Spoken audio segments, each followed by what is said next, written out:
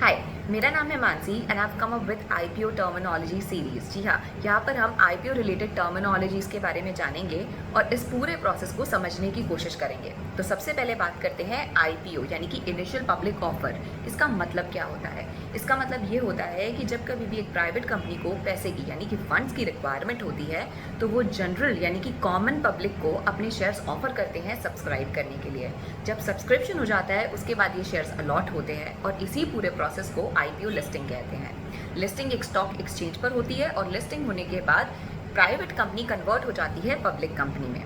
ध्यान देने वाली बात यह है कि इस फंड रेज के पीछे बहुत सारे कारण हो सकते हैं, जैसे कि कैपिटल एक्सपेंशन के लिए, दूसरा अपनी स्केलेबिलिटी को बढ़ाने के लिए, तीसरा ब्रांड विजिबिलिटी के लिए और चौथा अपनी डेट को रिड्यूस करने के लिए। जी हाँ, तो जब कभी भी एक कंपनी डेट लेती है यानी कि लोन लेती है तो उसको एक इंटरेस्ट कॉम्पोनेंट भी बेयर करना पड़ता है, जिससे कि उसके मार्जिन्स पर फर्क पड़ता है।